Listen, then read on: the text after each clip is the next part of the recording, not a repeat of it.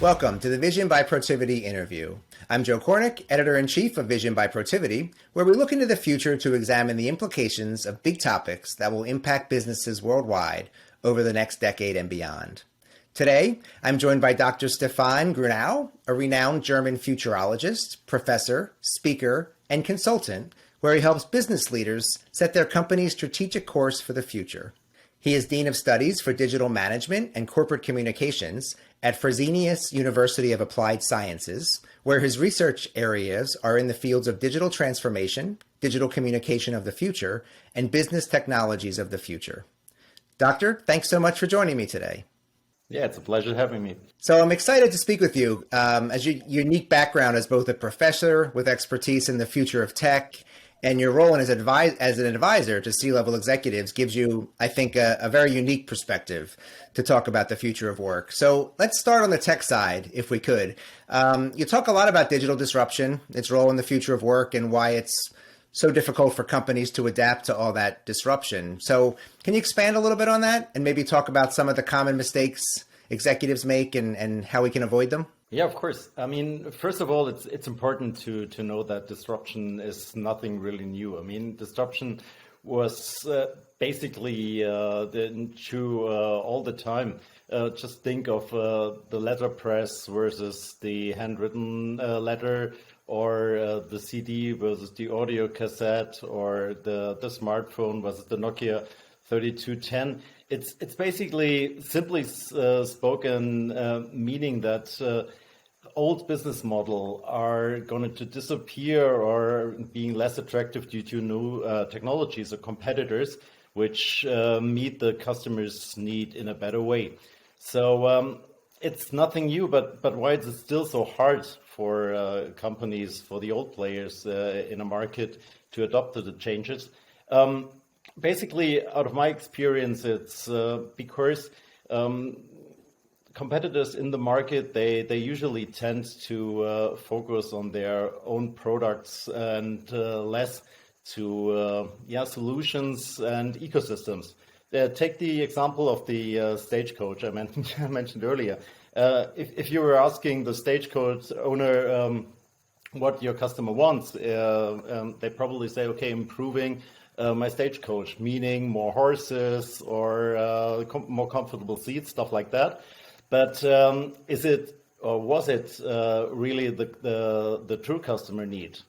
I think no. The true customer need was basically a better mobility, getting faster from A to B, and with the invention of the automotive, Stagecoaching was out. So it's basically always the problem for players in an existing market to say goodbye to their old business model, to say goodbye to their own products, and more focus on the real customer needs and to solutions for the customers. And by the way, this is not an example of the past. It's also true for the automotive industry at the moment, because when digitization arose, what did they do? They tried to put new features in their cars, like improving their existing models.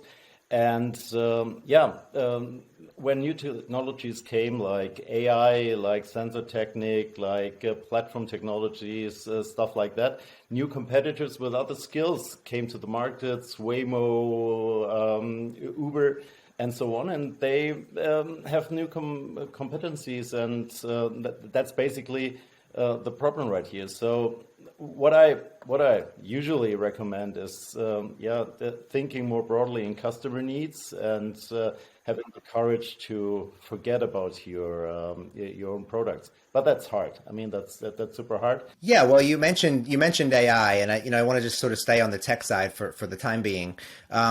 I think it would be tough to have a discussion around the future of work without discussing AI. I think it's obviously going to be incredibly impactful and important.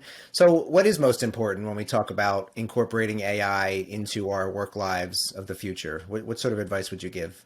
I mean, that's a huge question. I mean, I can fill almost 2 semesters with that. But I mean, simply speaking, what can I do with AI, or what can companies do with AI? First of all, they can increase the efficiency. I mean, they can automate processes. This is very important. This is the cost side, but on the other side, it's that is even more important. Important with the help of AI, you can actually predict your customer needs in a much better way. Your customer needs and your customer actions, and you can learn much more about your customers. And if you can do that, yeah, you'll be able to adapt to changes way better. So this is pretty much what you can do briefly with AI, but what do you need as a company? And there are basically four important ingredients. First, it's computing power. That's why AI basically is so hot at the moment, because computing power increased dramatically over the last years. It's algorithms, of course, you need algorithms, and it's data, and then it's people. So what is most important? I mean, everything is important right here, but I think the most important is data and people. Why? Because you can basically buy computing power and you can buy algorithms. There are companies who provide that. You still need a couple of specialists to adopt that, but that's a task you probably can do. What you can't buy are data. Because, I mean, if you don't have data of your processes, of your market, of your customers, then, and this is the basic of AI, then you just can't set up a working model. And so I usually recommend that it's overdue to set up a data culture, which means collect every data possible, yeah, make it universally accessible to everybody in the company, yeah, even if it's to a department of your competitor as being a CEO. It's super necessary. You have to do that. If you don't have data, you probably, and this is the most important factor of digital disruption, you probably can't catch up anymore, because if you don't collect data right now, your competitor is way ahead, and there is no chance of catching up. And the fourth factor is people, the human factor. And at the moment, it's still true that, of course, you need specialists, like you need data analysts, you need software engineers, people like that, in order to set up AI. But I'm pretty sure that in a couple of years, once your AI works, you need another type of employees, people who have a broader interdisciplinary knowledge, for instance, or who are more creative in order to thinking ahead, in order to think about new markets.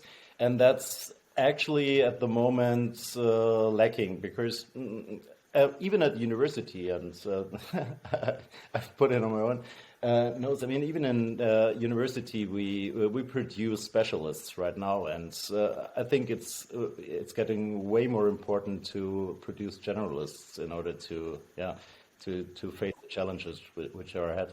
That's interesting. So it sounds like there's some opportunities when it comes to jobs and AI, but I think what a lot of people think about when they think about the future of work and AI is, what impact will it have on their current jobs, or jobs that are now, what jobs may go away with AI? So specifically when it comes to jobs and the future and looking, let's say, in 2030, you touched on it a little bit there, but how else do you think AI will impact the jobs that we're doing right now, and how different those jobs may look in the future? Yeah, okay, it's a great question. I mean, there are a lot of fears around at the moment, and of course, I mean, there are new technologies, and nobody knows what's really happening.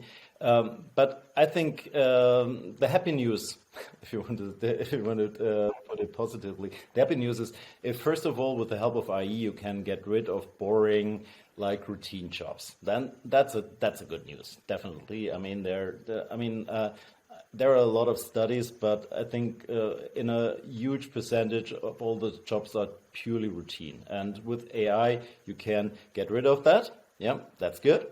And on the other hand, you probably have to evolve other skills, yeah, which are needed. And these other skills are more human skills, like empathy, like creativity, stuff like that, which I mentioned earlier.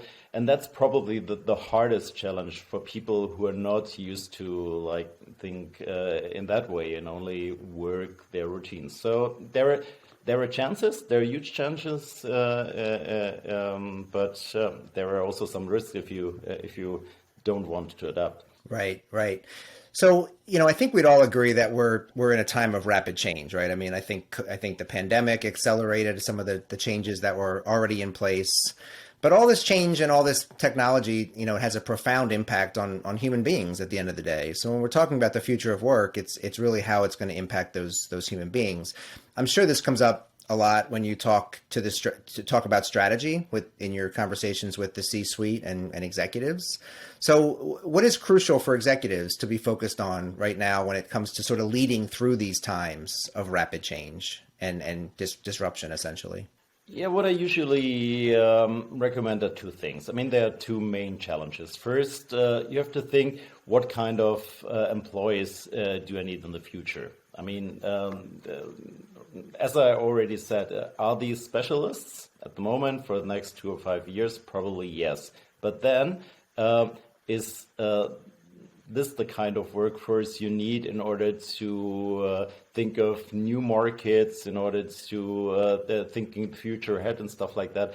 And I doubt that. So I think it's mainly necessary to start thinking about recruiting people with other skills than you have, like creativity skills, broader knowledge, and so on, in order to be prepared once your AI is set. This is the first challenge, and the second challenge is the leading challenge. I mean, if you want to work with more creative people who are at some points annoying and even demanding, stuff like that, you have to change your leadership style. Basically, what is important, the times of top-down leading is definitely out. I mean, there are a couple of reasons. First, I mean, the world is way too complex in times of AI.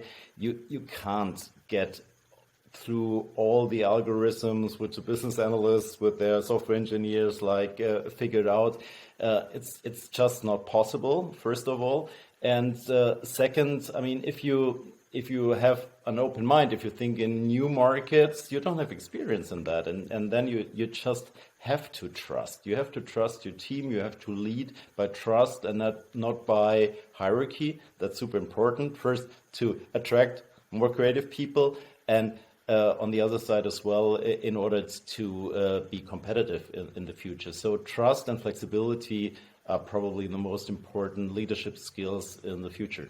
Yeah, that's interesting. And those leaders of the future and leaders of today, I mean, ultimately are going to be leading multi-generations. I mean, I think that's one of the trends that we're seeing as we look forward. I mean, people, will be taking potentially second careers, or people may not actually retire at the same age as they have. Maybe they'll work part-time. So I think there's a lot of that's going on. And when you look at sort of the younger generations, what stands out to you in terms of their style or their priorities for what they're looking for, attracting them, retaining them, recruiting them? I mean, you talked a little bit about that in your last answer.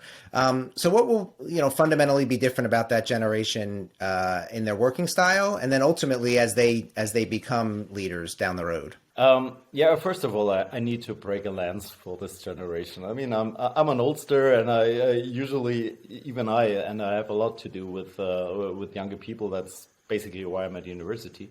I have to break the lance because stereotypes are okay. They're egocentric. They're only leisure oriented, stuff like that. But almost every of my master students, they have a 30-hour plus job in the industry, in addition to a very demanding curriculum. And that's honestly much more than I was willing to do while I was studying. So they're pretty focused. But the main difference is when I started working, it was more like, okay, here's the job, do it, and I did it, and because that was ordered at some point, and I just did it because I wanted to make a career. Younger generation, and I don't think that's a bad sign, they are purpose oriented. I mean, they want to see a sense in what they're doing. They want to see some kind of purpose. They want to understand why they're doing something, and they're much more critical. And I think that's a good sign. But if you're Not on the other hand, if you're not willing to listen to them, yeah, then probably it's hard to retain them. Then they're just gone, and then you lose a huge opportunity in order to get other perspective, in order to learn more about new skills. I mean, they're all digital natives, and I mean, I learn every day at the university. Basically, I teach them a lot about strategy, of course, but I mean, I have no idea of some stuff they are doing, and I learn. And listening is an important task for leaders of the future. And then, if you listen and if you build up trust and if you explain stuff, if you say, okay, this is the purpose, that's why I'm doing that. If you try to put empathy on them, then you can attract and retain them. So a lot of interesting insights. We've covered a lot. I know there's probably a lot more that we could cover, but I would like to wrap up here by asking you to look out a little bit with me to 2035 and give me a couple of predictions about what will be different when it comes to the future of work.